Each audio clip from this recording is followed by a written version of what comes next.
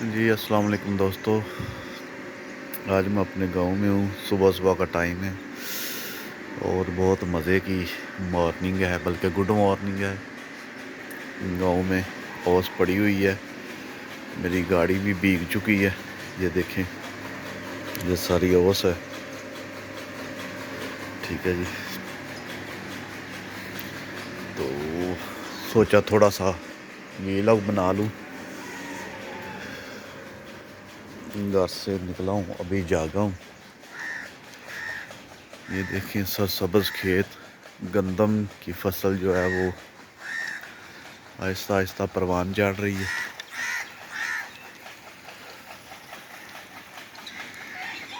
ये घर की रैश है और ये वाला हमारा जो है ये बायोगैस प्लांट है, जिसे गोबर गैस भी कहते हैं। इससे गोबर से गैस पैदा होती है। जैसे शहरों में घरेलू इस्तेमाल के लिए रसोई गैस होती है, तो इससे भी जो है खाना वगैरह पकाने का काम लेते हैं।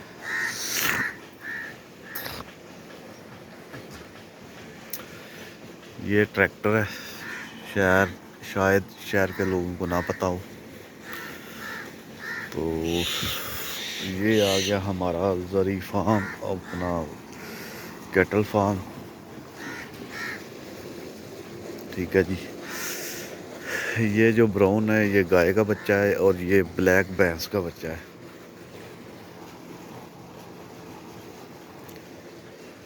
और इस साइड पे आई थिंक गोट है। जी बिल्कुल हैं और बहुत प्यारी प्यारी हैं माशाल्लाह। हम हर साल इनकी कुर्बानी देते हैं। उफ यार, क्या लग गया। वो देखो वो कहाँ चढ़ी हुई है। अच्छा, इनको भी शौक है वीडियो बनवाने का। ये देखें इधर, वाह।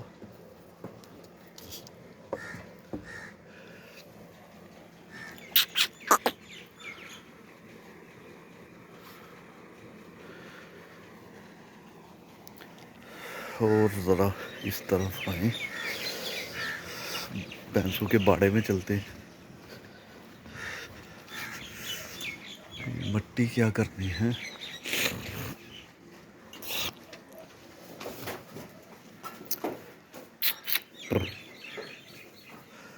ये छोटा सा भैंस का बछड़ा है, जिसे कट्टा कहते हैं, कट्टा या कट्टी।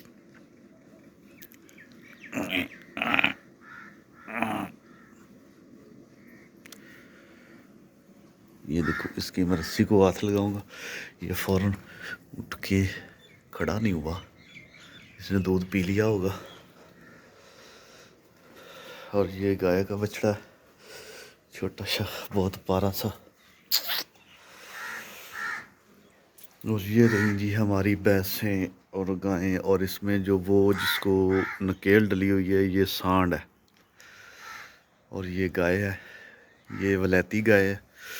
वलैती और देसी का दोस्तों फ़र्क ये होता है कि जो वलैती गाय हो, जिसे वलैती कहते हैं, उसके सींग ऊपर को होते हैं, और जो देसी हो उसके साइडों पे या नीचे को। अब इसके हैं नहीं, तो आई थिंक ये देसी होगी। तो वो तो वलैती है, वो तो कन्फर्म है ना इसका। वो देसी है, वो पीछे खड़ी हुई एंड पे, ये वाली। ये मैं ज़रा जूम करके दिखाता हूँ आपको। ये देखें, ये देसी गाय है। ये इसके सींग देखें नीचे को है, ये देसी गाय है। ठीक है जी। अब इसके देख ले, ये देखें, ये ऊपर को है सींग, ये वलैती है। ये देखें। तो बाकी इनके वैसे ही गोल हैं सींग भैंसों के।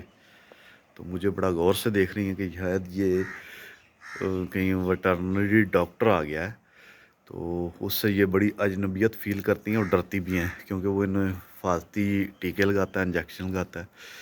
तो इसलिए ये हर स्ट्रेंजर को डॉक्टर ही समझती हैं। और ये इस साइड पे इनका कमरा है। ये इसके अंदर देखें, ये वाला, ये सर्दी से बचने या गर्मी से बचने के लिए इसके अंदर आ जाती हैं। बरामदा सा है। ठीक है जी। और ये गाय का बछड़ा मुझे बहुत प्यारा प्यारा लग रहा है, बहुत प्यारा प्यारा प्यारा है भी प्यारा, छोटा सा।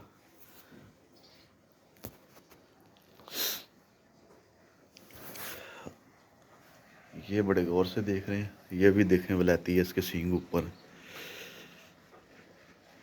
और ये देसी है और जिसकी आँख ख़राब है आई थिंक, तो किसी ने सींग मार दिया होगा इसने, यही साथ है इसके।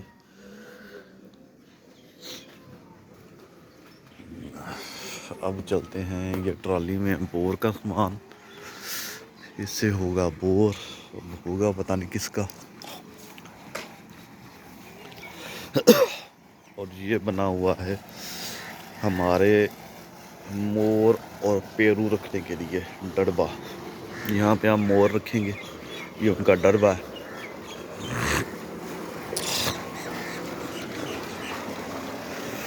ये देखें,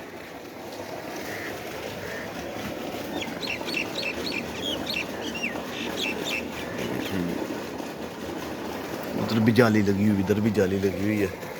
सर्दियों में आगे पॉलीथीन का पेपर है, कागज़, वो डाल देते हैं, इसके आगे जाली बंद हो जाती है, ठंडक।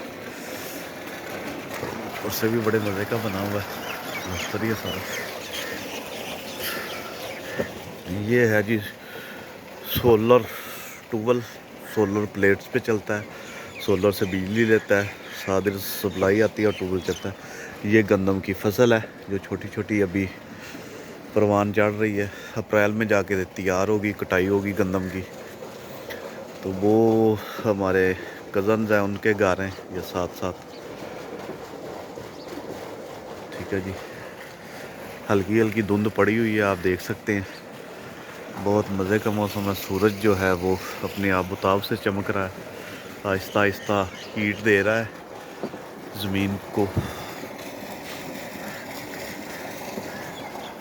ये मुर्गियों और चूज़ों का डरबा है।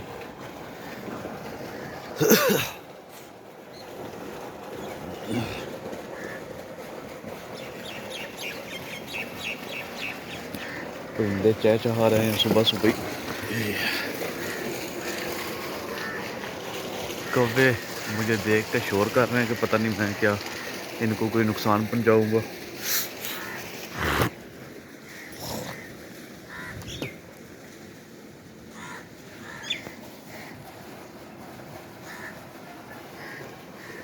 ये लाली है, इसे कहते हैं लाली।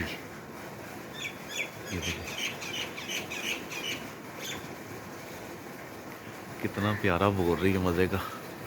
अभी मैं ज़रा लेट बाहर आया हूँ, 7 बजे से पहले आता तो आपको बहुत बहुत आवाज़ें सुनने को मिलती।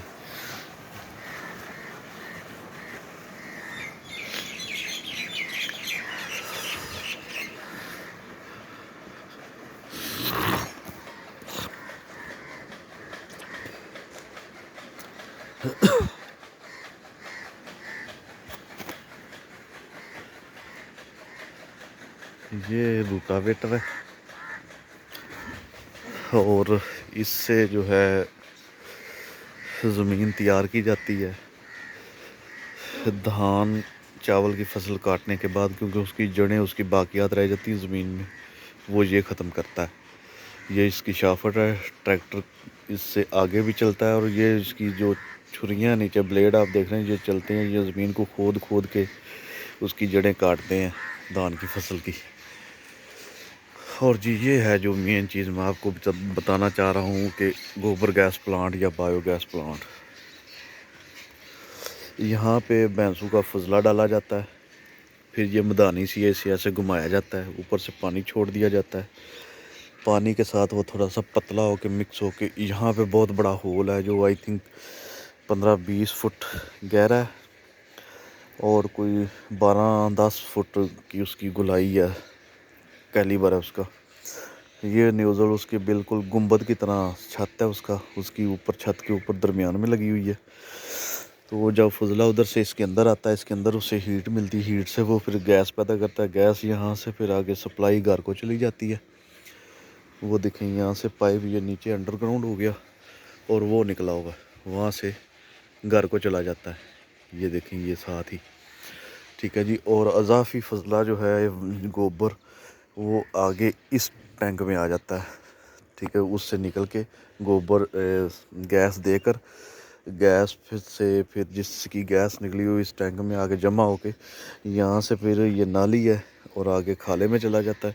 खाले से फिर इसे आगे खेतों में लगा लेते हैं खाद के तौर पे इस्तेमाल करने के लिए, क्योंकि पुराने वक्तों में खाद के तौर पे ये फजला ही इस्तेमाल होता था। तो ये थोड़ी सी इन्वेस्टमेंट है एक दफ़ा की, मतलब कि इस पे 4 लाख लगा है एक दफ़ा ही, और ये लाइफ टाइम ऐसे ही चलता रहेगा ये सारा सिस्टम। इसकी आगे इसके बाद कोई इन्वेस्टमेंट नहीं है। इसके बाद ये है कि इस पे फजली डालते रहना है, वो गोबर ही डालते रहना है भैंसों का, और पानी डाल देना थोड़ा सा। अल्लाह अल्लाह खैर सल्ला। मशरक़ की तरफ देखे धुंध अभी भी नज़र आ रही है, ये जंगल है सारा।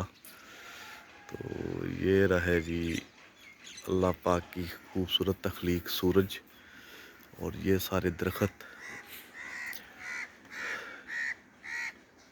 पतझड़ का मौसम था, काफ़ी दरख्त जो है वो सूख चुके हैं, बल्कि उनके पत्ते झड़ चुके हैं।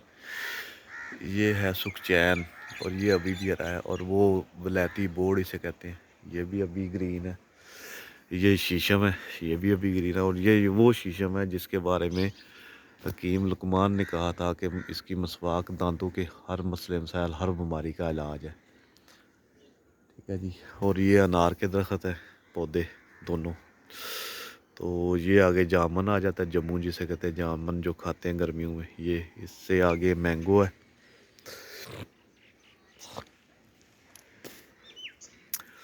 और ये अमरूद के पौधे हैं, दरख्त छोटे छोटे।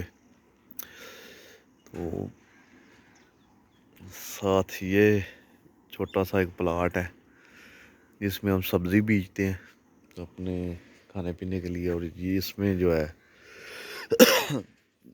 कभी कमाद लगा लेते हैं, कभी लास्ट ईयर कमाद लगा था गन्ना, तो अब इससे ज़रा फसल चेंज किया, क्योंकि किसी भी खेत में एक फसल आप बार बार उगाएंगे, काश्त करेंगे, तो उस फसल की को पैदा करने की सलाहियत कम हो जाती है। मतलब कि अगर आप इसमें कमाद लगा देंगे, कमाद की जितनी खुराक होगी वो नीचे से जब ले लेगी ना फसल बार बार लगाने पे, तो वो ज़मीन फिर कमाद उगाना ख़त्म कर देगी।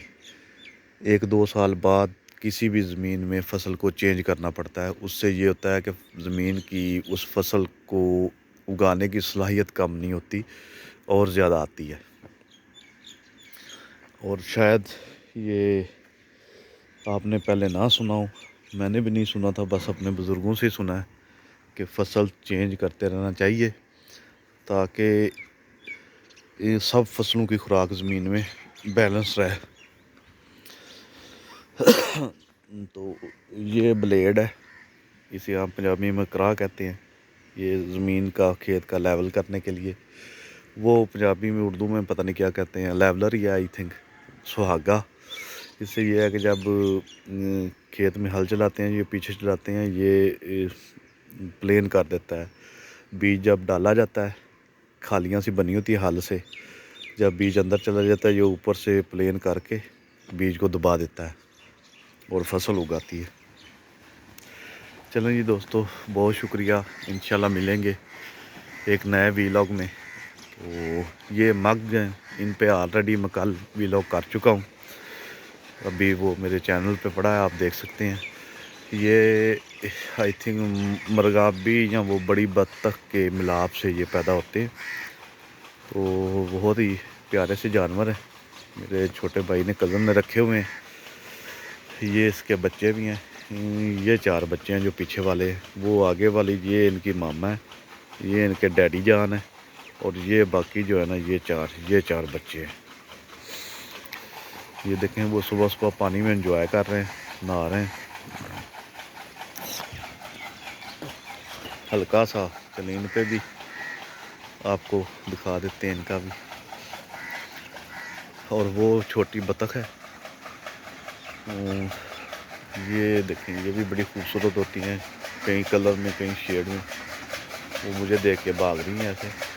ये पानी पे भी हल्की हल्की भाप उठ रही है, ये लोग गौर करें ज़रा, क्योंकि पानी ये इतना गर्म है कि इससे गीज़र के पानी की यहाँ ज़रूरत ही नहीं पड़ती। ये फ्रेश पानी है जो ट्यूबवेल से निकल रहा है, तो ये इतना गर्म होता है कि इससे ना बंदा आराम से नहा सकता है बगैर गीज़र के और बगैर खुद गर्म किए हुए। ये कुदरती गर्म है, क्योंकि ज़मीन जब ऊपर सर्दियाँ आती हैं, ज़मीन के नीचे वाला अंदरूनी दर्जा हरारत जो है वो हो जाता है गर्म, तो उससे ये है कि पानी भी गर्म हो जाता है। गर्मियों में ऊपर गर्मी होती है, ज़मीन के अंदर ज़मीन ठंडी हो जाती है।